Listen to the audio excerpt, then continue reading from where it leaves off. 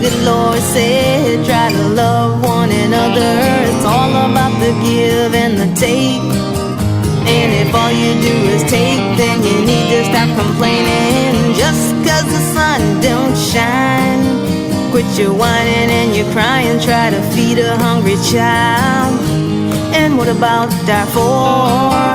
Is there anybody out there trying to stop people from dying? Tear down this wall, life is too short. Let's declare peace and not war. A new day is knocking, baby, open up the door. Try to make things a little better than before. Just every voice. So early one morning, 6 o'clock in the morning, Timmy was at a friend's house whose mother had cooked him breakfast. Everybody loved Timmy. Timmy got on his bike on his way home, riding his bike. This guy was across the street from where Timmy was, watching Timmy. Staking him out. He actually asked some young man to give him a ride. The young man, you know, later on after the trial and everything, the young man was just a basically innocent bystander who got caught in the middle of this guy's mess by giving him a ride. He said they followed Timmy. Timmy was a block away from home, not even from here to that wall. When this guy came around the corner, jumped out of a car, and shot Timmy 6 times. You can tell Timmy was on the bike. The first shot went to his leg, where he was crawling to run away. The second shot, he had a bullet in his hand where he was possibly shielding his face from this guy being right over him with the gun. He had a bullet that go through his head, and he was shot altogether 6 times. So it was an overkill. It was that. That sounds sick. You know. I looked at it as though it was 6 a.m. in the morning. How did you find out? At 5:59 per se, I woke up out of a dead sleep. So it was like when that first bullet impacted my son, being a mother and the tuition of a mother, something's wrong. And I woke up, I sat on the edge of the bed, and at the same time my phone is ringing. It was a young lady who saw Timmy riding his bike home. She later on saw all the police, the tape, and everything, the area being taped off. She knew where Timmy grew up at. She knew where his grandmother lived, blocks away from me. She went there and she knocked on the door and she told my mom, Timmy was just riding a bike. Now that bike is on the ground and there's police everywhere. And my mom called me and she said, it's right by your house. It's somewhere right by your house. And I stepped out my front door and I could see the police taping off the area. My heart immediately dropped.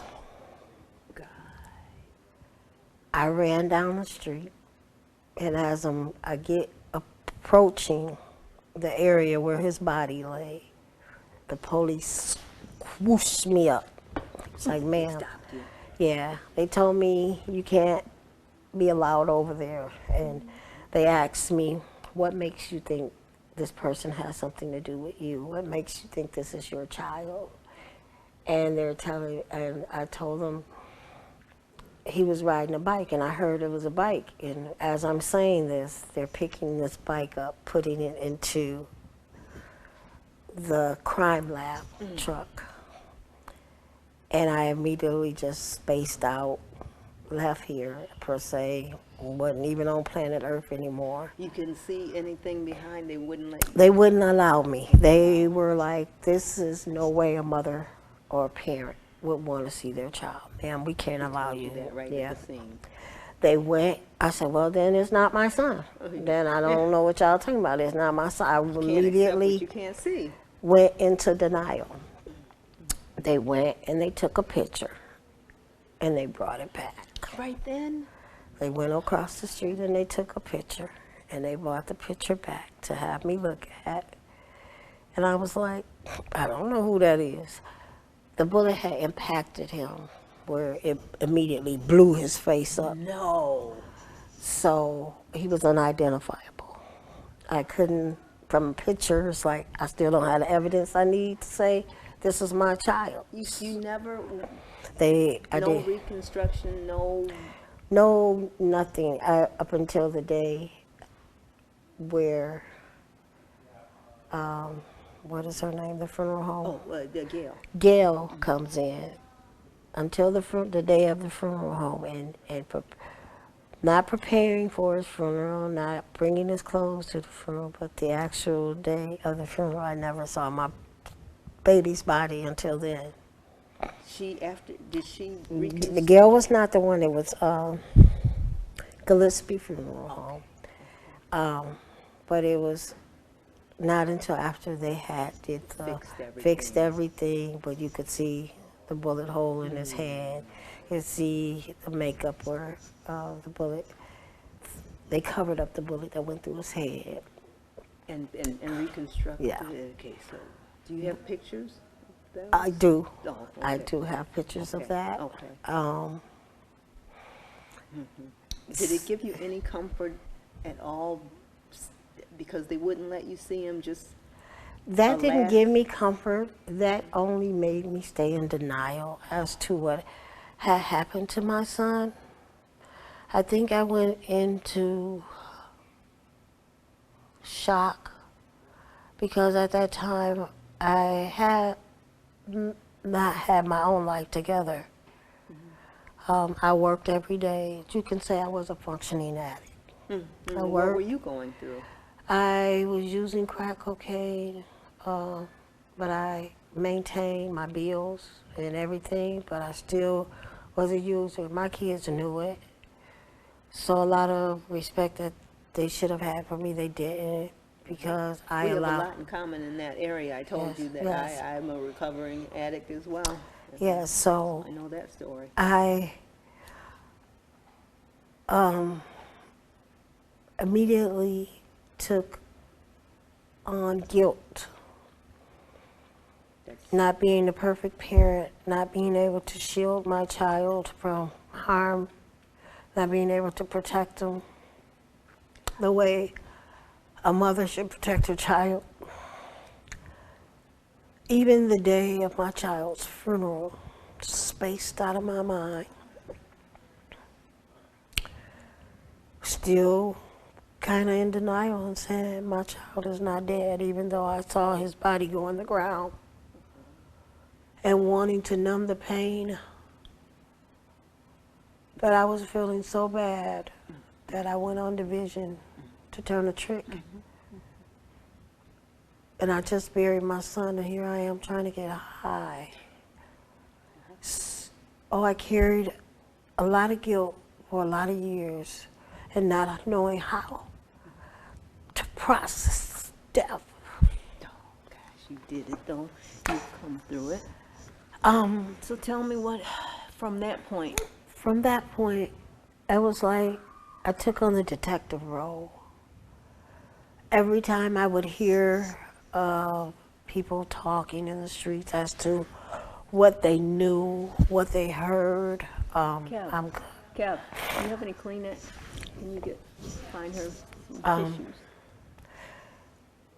I would take it to the detective. The detective over this case was Detective Betts.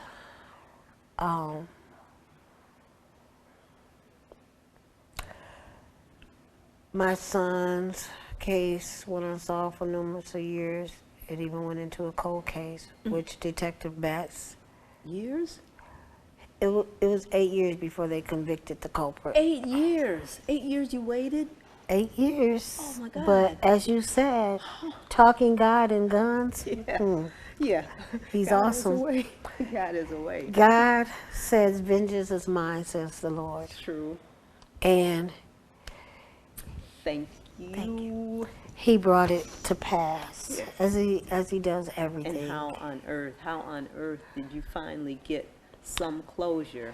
I got closure. It was 8 years later.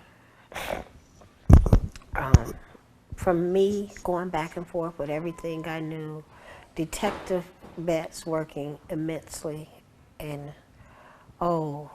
just years on this case because he knew as well as me and others that this particular guy had done it.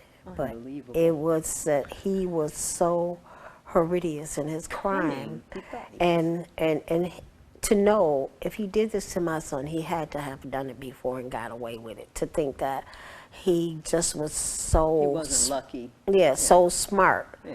Or he thought that he was smart. But by Detective Betts working continuously on this case, all of his good hard work did not go in vain. And God watching over us, as he always is, saying, this too shall pass. I will bring it to pass. You will have your day of vengeance. So 2 days before Christmas. What year? Do you remember? Not exactly. 2005. Okay. 2 days before Christmas, I had lost my mom that year. Sorry to hear that. I was going through a lot. I was going through a drug court. I was getting restoring my life, getting my life back, taking it back from what the devil had took from me. God was giving it back to me. Whew, he was just like, so amazing, and the things he had did for me in such little time. Oh my God. But he also, where he started, his foundation was giving me the solace and the peace that I needed to move forward. And that was getting this guy off the streets to know that he would ever do this to nobody else's child again. How'd they get him? How'd they get this guy? Actually, Detective Betts called me that day and he was like, Merry Christmas, Merry Christmas. I'm like, Merry Christmas? He's like, yeah, you got a Christmas present, Miss Thomas. He was like, I am on my way to Detroit to pick this guy up, and he has to report to his parole officer, and we have already notified them to hold him when he comes in and don't let him go, and blah, blah, blah. So when he went into... He was already on parole. He was on parole. Oh my God. He had told his parole officer when she asked him, so what happened to that case in Grand Rapids? Are you still being investigated? Oh, that's gone away. It's not going to happen. They don't got nothing, blah, blah, blah, blah, blah, blah. So when he went to see his parole officer, he had his wife drive him there, and he told her, park right here. Don't park nowhere else. Park right here. Because he had to have known eventually this would come back to haunt him one day. So all this time, them 8 years, he had been looking over his shoulder to say, when is it going to happen? I know it's going to happen, but when is it going to happen? Because God, because God. Way out of nowhere. Yes. And so he went to see his parole officer. And when he got there, she told him, well, you know that little incident you told me about in Grand Rapids that it was going to go away? It didn't go away. She was like, they're on their way to apprehend you right now, so you need to sit down. Well, she sat him down. She handcuffed him. And I guess she proceeded to continue to do her work or whatever. And within a blink of an eye, he had escaped the handcuffs. No. Flew out the door, and it had not been for her co-workers running after him. If his wife had parked the car where he told her to park the car, he possibly would have gotten away. He had because a feeling. Yes, so he had a feeling that this would be the day. So by his wife not parking where he told her to park, he had to run out of the building looking for where she was at. Where do I go? Which gave the co-workers time to just jump him and bring him back in, shackle his feet, shackle his hands, and really put guard on this guy. That must have been a crime in and of itself. It was a crime in itself because even after they apprehended him, he had a gun and he had cocaine the size of a golf ball Oh my God. in his coat pocket. Who goes to their parole officer with a ton of dope on That's them? You pretty know, stupid. so And, you know, I've done some stupid things so, when I was yeah, high, but not that. But that was when we were high. He wasn't even high, so he didn't Right. use it. So he had no excuse. It was just the fact Unbelievable. that he always knew they were gunning for him. So he knew. What he didn't know is that the person that he took away from us was special in every way. At my son's funeral, there were so many like 60 and 70-year-old ladies that all they did was praise. Oh, that was a good boy. He didn't do nothing for nobody. You asked him to go to the stove for you, he'd go to the stove for you. He'd give you the shirt off his back and blah, blah, blah. Timmy's younger brother, who was a year younger than him, this guy knew him. And in the court transcripts, in the trial, he was like, if I had knew that was his brother, I wouldn't have probably killed him. I mean, really, Unbelievable. you know. So we went to court. The trial was horrendous because there were pictures and photos. Whereas I thought I would finally get closure once I saw my baby, and you know, always wondering, was he hollering, "Mom, help me, please help me, Mom"? You know, I wanted to know what his last words was. I wanted to see him. I wanted to hold him. But even at the trial, I couldn't get that because this person still had power, because it was said if I were to scream or flinch or do like that, it would be a cause for him to have a mistrial. Unbelievable. Any show of emotion. Yes, so I had to dismiss myself from the courtroom. Prejudice the jury. Yes, Type. I had to dismiss myself from the courtroom. So I still never ever got to see what I always desired to see. But I look at it as it was God's will. The same way the police said that a mother should never have to see that. I can remember The good. Timmy right here Good. Sweet. with his hands in the air, smiling. This is triumph. Yes. You know? Yes. And God takes people Yes. when they're ready. And This and, one was ready. and you see on the picture where his hands is up and he's smiling and he's living life, and you know, he He's was full of life. taken at the age of 19.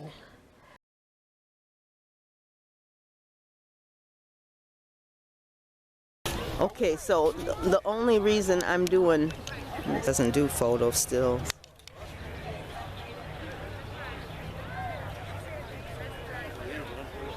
So anyway, come on, let me get up here. There's Mushaki. And there's Timmy over there. That's Barbara Thomas's son over there. She's sitting down on the chair. Oh, next to it. Yep. Yep, I interviewed her, and she told me the whole story about him.